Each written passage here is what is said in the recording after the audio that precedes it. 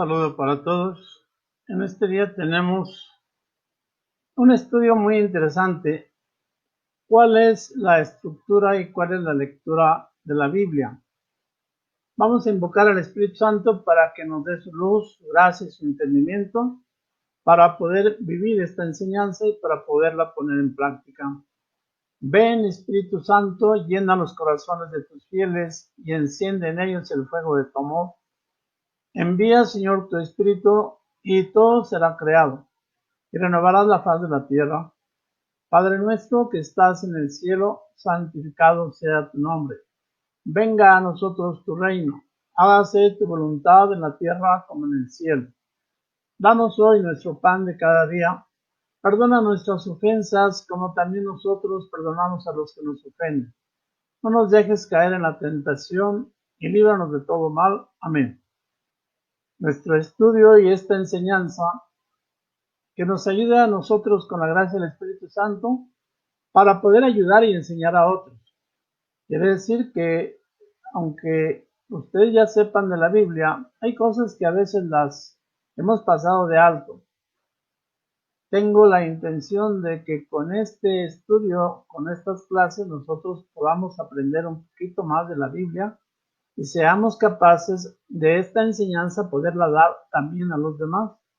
De tal manera que no basta solamente que nosotros vivamos la Biblia, sino que nosotros hagamos que otros la conozcan.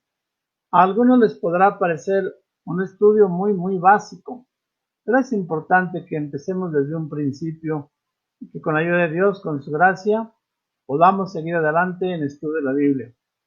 Empezamos pues con lo primero, la importancia. La Biblia es un libro religioso el más antiguo del mundo que conocemos.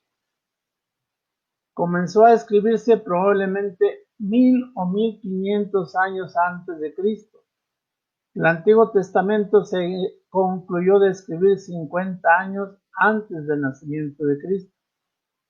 El Antiguo Testamento es un libro teológico como el Génesis, pero más que histórico, aunque posee un grupo de libros llamados históricos, es un libro, cuando decimos teológico, que da palabra de Dios, que da conocimiento de Dios.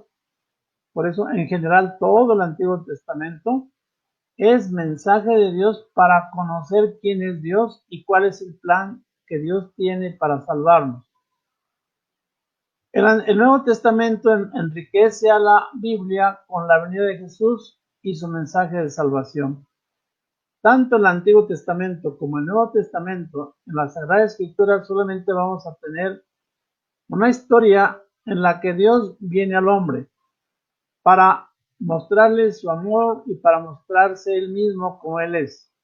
Y por el contrario, en toda la Biblia vamos a ver cómo el hombre rechaza a Dios. De tal manera que es ir y venir.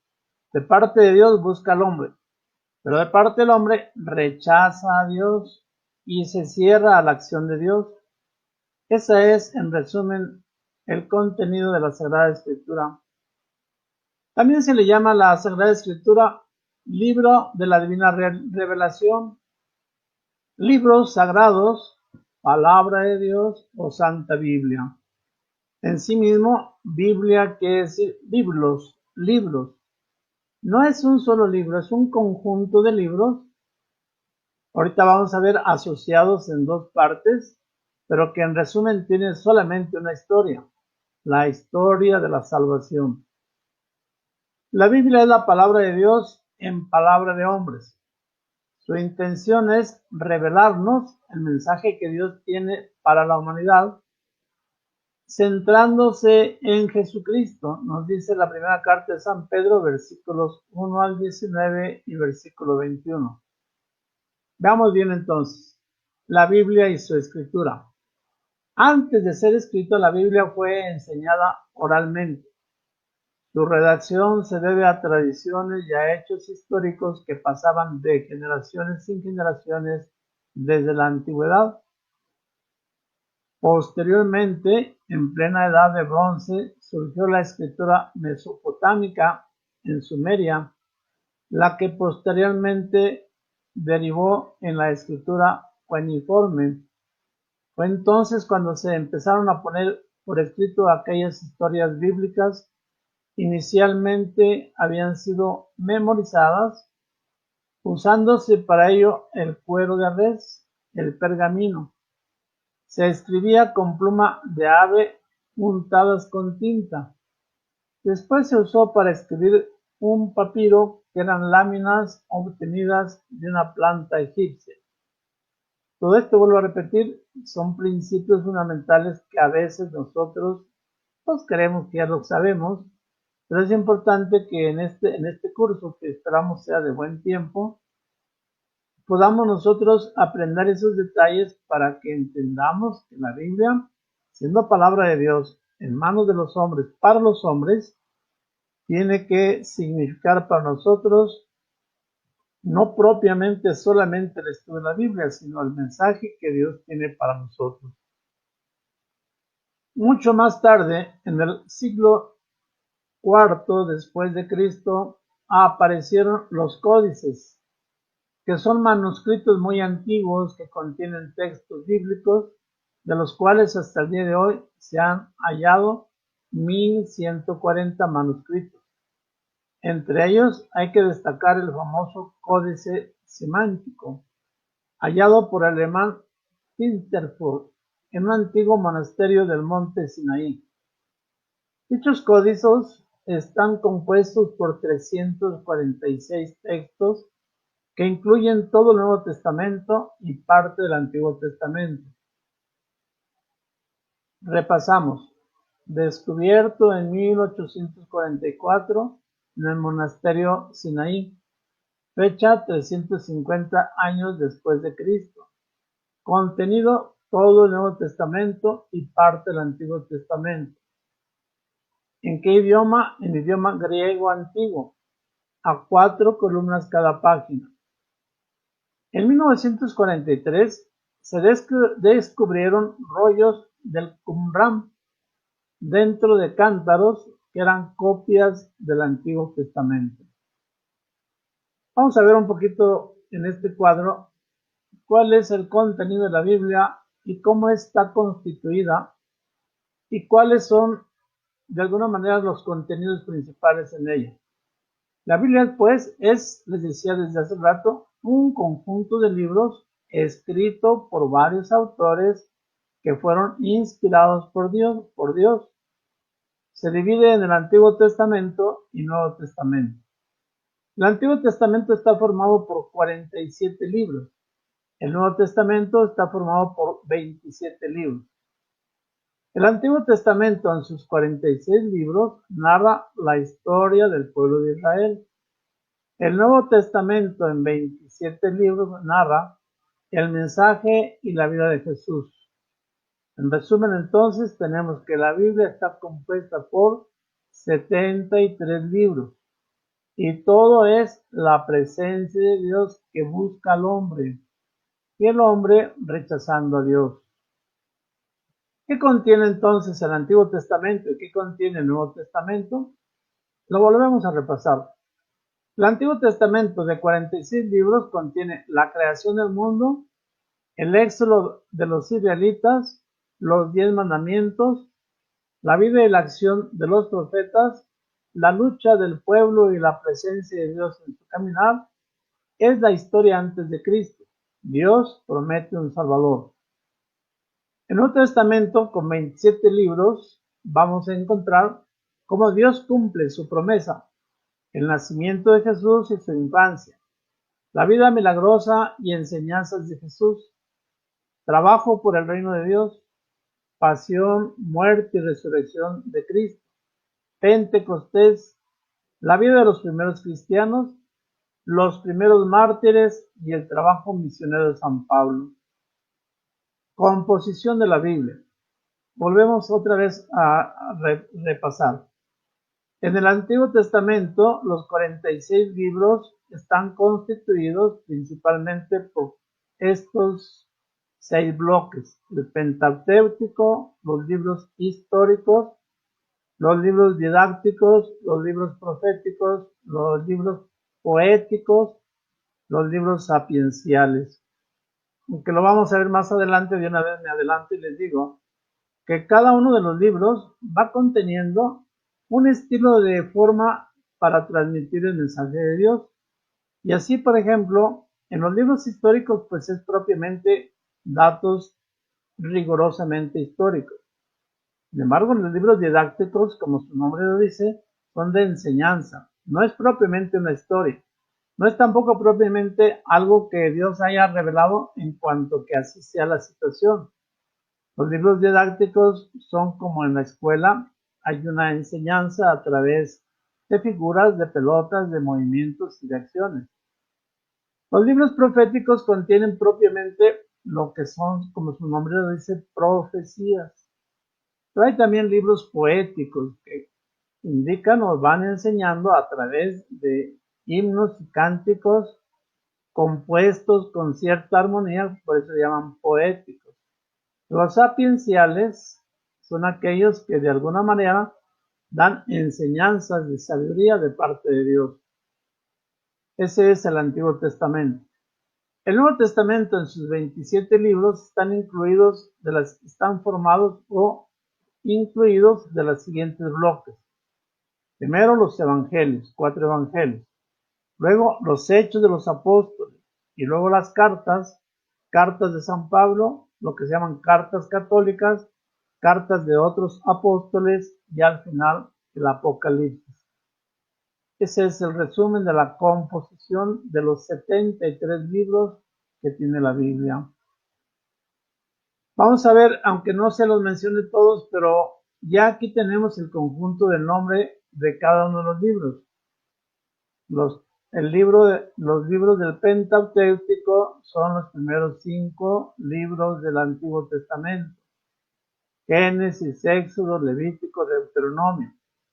Los libros históricos es el libro de Josué, el de los jueces, primera y segunda de Samuel, primera y segunda de Reyes, primera y segunda de Crónicas, Esdras, Nehemías, primera y segunda de los Macabeos. Como libros didácticos tenemos a Ruth, a Tobías, a Judith y a Esther. Son de enseñanza. Libros proféticos, principalmente los profetas mayores y los profetas menores. Isaías, Jeremías, Baruch, Ezequiel, Daniel, Oseas, Joel, Amós, Abdías, Jonás, Miqueas, Nahum, Habacuc, Sofonías, Ageo, Zacarías y Malaquías. Entre los libros proféticos, algunos son muy extensos, otros son muy breves, pero de alguna manera estos hombres fueron llamados por Dios para anunciar al pueblo la venida del Salvador. Entre los libros poéticos tenemos los Salmos, el Cantar de los Cantares y las Lamentaciones. Son 3 libros como de poesías, Salmos, el Cantar de los Cantares y las Lamentaciones. Y por último, del Antiguo Testamento, entonces tenemos los libros sapienciales de la sabiduría, que son los Soberbios, Job, Eclesiástico, Eclesiastés y el libro propiamente de la sabiduría. En el Nuevo Testamento tenemos el libro de los Hechos de los Apóstoles. Segundo, las cartas pastorales, primera y segunda de Timoteo.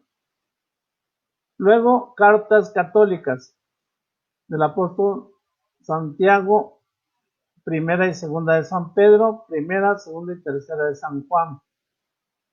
Dentro de esto, principalmente los evangelios, los 4 evangelios, Mateo, Marcos, Lucas, Juan. Las cartas paulinas son más: a los romanos, primera y segunda a los corintios, Gálatas, Efesios, Filipenses, Colosenses, primera y segunda de Tesalonicenses, Filemón y los hebreos. Por último, a mero abajo ven ustedes ahí el Apocalipsis.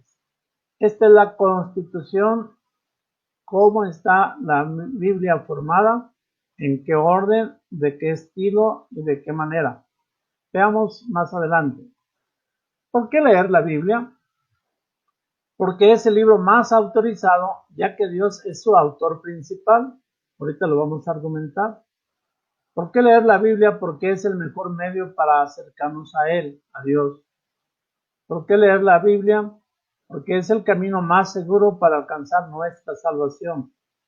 Porque leer la Biblia, porque contiene la mayor sabiduría para dirigir nuestra vida, como Dios le dijo al pueblo: escucha mi voz y serás entre todos los pueblos el mejor de todos, con más sabiduría, y te irá bien y alcanzarás felicidad.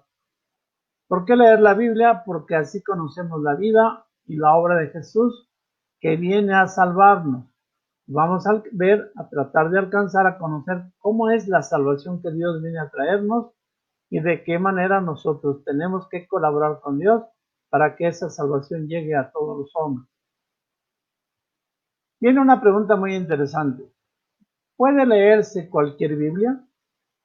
No, porque puede contener errores doctrinales y morales.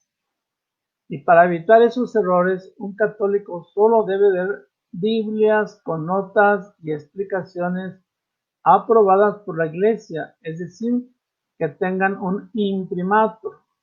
¿Qué es imprimatur?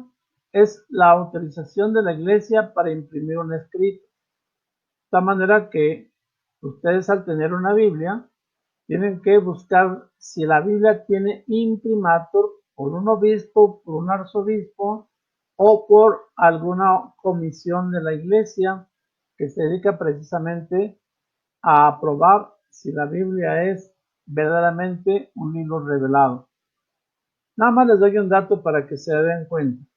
La Biblia protestante contiene 39 libros del Antiguo Testamento y 27 del Nuevo Testamento. Apenas son 66 libros. Cuando quedamos que la Biblia aprobada, la Biblia que debemos nosotros estudiar, tiene 73 libros. Vamos a ver cómo están constituidos, aparte de los grupos por autores, los géneros literarios. ¿Qué es género literario? El estilo con el cual está constituido un libro. Están constituidos los demás libros de la Biblia. Son los siguientes. Hay un estilo de vida de libro que se llama narrativo, que contiene dentro de este género todo lo que es relato de sucesos, sea que se trate de hechos históricos o hechos imaginarios. Este es un estilo de escribir y se le llama narrativo porque lo está dando a conocer relato de sucesos, como dice, tanto históricos o imaginarios. Dentro de la narrativa está la intención, no solo relatar acontecimientos, sino también interpretarlos. Se encuentra este género en gran parte de la Biblia, en el Génesis, en parte del Éxodo, de los otros libros del Pentateuco, en los llamados libros históricos del Antiguo Testamento y en los Evangelios y Hechos de los Apóstoles del Nuevo Testamento. Es decir, son libros que tienen la intención de que nosotros podamos conocer el plan de Dios. Otro estilo de los libros se llama la ley. Por ejemplo, aquellos que contienen preceptos, normas y costumbres. Hay libros que se basan solamente en estos relatos de la ley que el pueblo recibía y que el pueblo tenía de alguna manera que estudiar y conocer. En la ley también tenemos una narración o un estilo que se llama intención. ¿Para qué eran escritos estos libros? Para regular la alianza con Dios y las relaciones mutuas. Se encuentra principalmente en algunos libros del Pentateuco, del Éxodo, Levítico, Números, Deuteronomio, en donde se encuentra y contiene la ley de Moisés. Otro estilo de la narración de los libros de la Sagrada Escritura es la profecía, que contienen mensajes de Dios al pueblo de Israel por medio de los profetas. ¿Cuál es la intención? Denunciar, llamar a la conversión, anunciar castigos o salvación. Se encuentra en el gran bloque de los libros proféticos del Antiguo Testamento, entre Isaías y Malaquías. Tenemos también el estilo de la forma lírica. ¿Cuál es el contenido de este estilo? Lo mismo que en otras literaturas, contiene la expresión de vivencias, de sentimientos despertados por la contemplación de la realidad. Se trata de una lírica religiosa, o al menos interpretada. ¿Cuál es la intención de este estilo? Expresar dolor o amor o alabanza, confianza en diálogo con Dios. Se encuentra en el libro de los Salmos, en el Cantar de los Cantares y en las Lamentaciones. O de otra forma también las poesías o la acción misma del cántico hacia Dios. Por eso los libros de los Salmos eran realmente cánticos del rey David que entonaban a Dios la alabanza en forma de canto o de poesía. El libro de las Lamentaciones, bueno, su nombre lo dice, hechos que en la familia, el pueblo vivía y que de alguna manera quedaban escritos en estos libros. Tenemos también la sabiduría. Contenido recoge la experiencia de los sabios expresada de ordinario de una forma sentenciosa. Este estilo de sabiduría nos invita, ¿cuál es la intención? Nos invita a reflexionar sobre la realidad para buscarle su sentido más profundo. Se encuentra en los libros de Job, de Proverbios, de Eclesiastés, Sabiduría y Eclesiásticos. Estos libros de sabiduría son pues experiencias de los sabios y experiencias del contenido de lo que Dios iba dando a los hombres para que de alguna manera, como sentencia, podamos nosotros buscar sentido a la vida y podamos nosotros crecer en nuestra relación con los demás y también con Dios. Tenemos el estilo del apocalíptico. Contiene relatos de visiones y sueños en un lenguaje simbólico. El Apocalipsis es el último libro de la Biblia y es el único que tiene este estilo de vida y de enseñanza apocalíptico. ¿Cuál es la intención? Interpretar el sentido global de la historia y más concretamente, levantar el ánimo decaído del pueblo en tiempos de desgracia o de persecución. Se encuentra en el libro de Daniel y en pasajes de otros profetas, así como en el Apocalipsis del Nuevo Testamento. Hay otro estilo de enseñanza en la misma Sagrada Escritura que son cartas, es decir, exposiciones doctrinales y exhortaciones dirigidas a la colectividad o a los individuos, a las comunidades o a los grupos de personas o a una sola persona. ¿Cuál es la intención de estas cartas? Adoctrinar, exhortar y corregir, en una palabra, evangelizar a distancia. Se encuentra en gran parte del Nuevo Testamento, cartas de San Pablo, cartas de San Pedro, carta de San Juan, carta de Santiago y la carta de San Judas. ¿Cuáles son dentro de estos estilos las formas literarias? Pues varían. Hay libros que nos van hablando a través de parábolas. Ya Jesús decía, les hablo en parábolas para que no entendiendo tengan que preguntar. Entonces era una especie de historia, una especie de cuento, una especie de fábula para que la gente al estudiar o al conocer aquella historia, aquel hecho, pudieran de ahí encontrar qué es lo que Dios quiere de nosotros. Las metáforas, es decir, una serie de afirmaciones y de reafirmaciones que se convertían de alguna manera en datos o en profecías o en acciones que nosotros y el pueblo iban logrando, iban encontrando y de allí tomaban normas para su vida.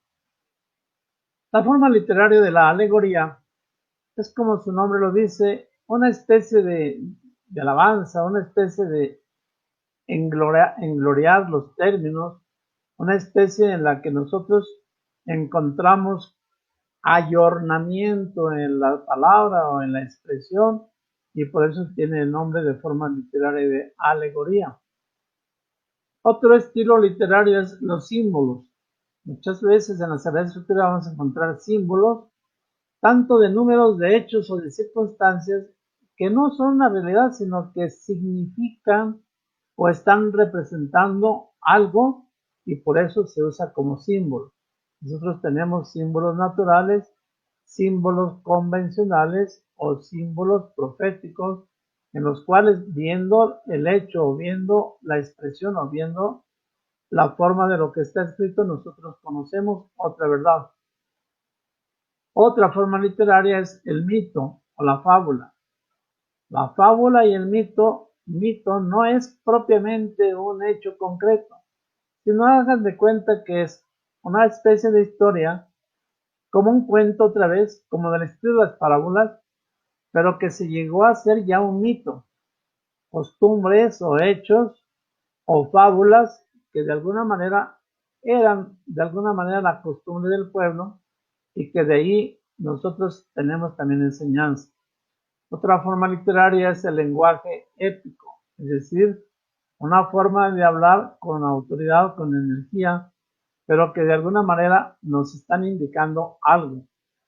Y luego una muy famosa en la Biblia, la numerología, el número 40, el número 7, las predicciones de los números y el juego de números entre lo que Dios quería decir y lo que el pueblo iba entendiendo. ¿Cuál es la manera en la que Dios inspiró la Sagrada Escritura? ¿Cuál es la inspiración bíblica? Por inspiración bíblica tenemos que entender que Dios es el autor principal y que encontrando hombres o buscando hombres para que ellos hablaran en su nombre, de alguna manera Dios les iba comunicando lo que Él quería que ellos comunicaran. Expliquemos un poco. La inspiración es la acción del Espíritu que pone al mensajero humano en condiciones de recibir en sí, en él, la palabra de Dios y de transmitirla de forma oral o escrita. Pero fíjense bien, no es que el que va a escribir escriba lo que él quiera, sino de alguna manera el Espíritu Santo le pone en condiciones que lo que él vaya entendiendo es lo que Dios le transmite para poderlo dar a los demás. La inspiración puede ser de diversos modos, ya sea como un soplo, como una palabra que se viene a la mente, como una voz que va escuchando, como un sonido, el viento, el aire o de alguna otra forma incluso los rayos o visiones. Todo esto en el escritor sagrado se le conoce como la inspiración y entonces ya él, como dice, de una forma oral escrita, iba dejando o plasmando cuál era la enseñanza que Dios estaba dando. ¿A quién inspira Dios? Principalmente inspiró a los profetas mediante oráculos, visiones y experiencias. Desde luego a los salmistas para componer alabanzas de gloria a Dios. A los patriarcas para tomar decisiones sobre su pueblo. A los apóstoles para predicar el evangelio. A San Pablo para llevar la predicación hacia todos los pueblos paganos. A los agiógrafos, los estudiosos de la Sagrada Escritura, para traducir y reconocer cuál es el mensaje de los escritos encontrados o de la enseñanza que Dios daba a través de signos, de profetas, o de metáforas o de acciones en las cuales Dios iba revelando y el agiógrafo es el que iba describiendo y usando la pluma para darnos a conocer cuál es el mensaje de Dios. Estas inspiraciones van a ir produciendo y llevando a la práctica lo que ahora conocemos los libros de la Sagrada Escritura. Y en estos libros vamos a ir viendo otros detalles de cómo la inspiración de Dios es precisamente para que el pueblo pueda conocer lo que el hombre por su propia razón no alcanzaría a conocer. Nosotros entonces, con estos primeros elementos que vamos viendo en la Sagrada Escritura, vamos a ir descubriendo ese plan de Dios en la Sagrada Escritura. Yo les invito para que la próxima semana, un día como ahora, un martes, sigamos este curso de Biblia, pero les voy a pedir que tengan una Biblia a la mano. Vamos a ir manualmente expresando cómo encontrar los libros, cómo encontrar los versículos, pero también cómo distinguir cada uno de esos estilos literarios y cada uno de esos estilos cuál es el mensaje que Dios nos da y cuál es la manera de que nosotros podamos aplicarlos a nuestra vida. Vuelvo a invitarlos, miren, este es un deseo de que este curso de Biblia sea para que nosotros profundicemos más en el amor, en el empeño y en el respeto de la palabra de Dios, pero para que nosotros podamos ayudar a otros. El conocimiento de la palabra de Dios es fuente de vida verdadera, de sabiduría verdadera. Ya el Señor había dicho a su pueblo, conoce mis preceptos para que seas un pueblo inteligente entre todos los demás pueblos, para que todos puedan decir de ti y de todo el pueblo, ¿quién le ha dado a este conocimiento? ¿De dónde ha sacado él estas enseñanzas? ¿De dónde tiene él estas palabras para poder guiar y caminar y conducir a los demás? Ojalá que todos podamos también recibir la misma palabra. Pueblo no solamente preparado, sino sabio y santo, porque escucha y conoce la palabra de Dios. Hagamos pues una intención pidiendo a la Santísima Virgen María, aquella que estuvo al pie de Jesús y llena de la sabiduría de Dios y con el conocimiento de Dios, nos ayude a entender y a conocer esta palabra y a vivirla y enseñarla para con los demás.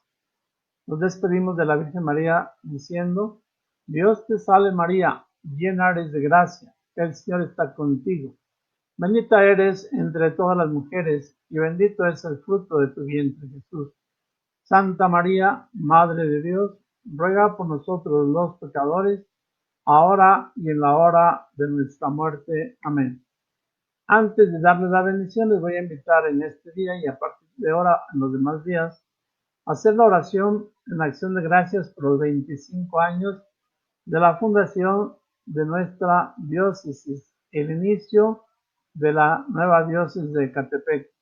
Los que ya se la saben pueden acompañarme, los demás pues vamos a tratar de irla aprendiendo. Padre lleno de amor y de misericordia, con el envío de tu Hijo Jesús entre nosotros, nos colmaste de paz y alegría. Te pedimos por nuestra iglesia que peregrina en Ecatepec al celebrar su 25º aniversario, y que a imagen de tu Hijo Jesús continúa con anunciar el gozo del Evangelio entre los más pobres y necesitados. Derrama sobre nosotros la gracia de tu Espíritu Santo para que nos asista en nuestro trabajo misionero. Cólmanos de abundantes vocaciones. Bendícenos en nuestros pastores y laicos. Que nuestra Madre Santa María de Guadalupe interceda por nosotros y nos bendiga. Amén. Vuelvo a darles las gracias por participar durante todos estos días en estos cursos y que el conocimiento de Dios en nuestra vida nos lleve a ser cada día mejores. Les hemos participado y les vamos a ir dando a conocer un número de WhatsApp, un número de teléfono, para que las preguntas que tengan, las sugerencias que tengan, las dudas que tengan, nos hagan llegar a este número de WhatsApp y poder también de alguna manera tener una interrelación, una plática entre todos ustedes.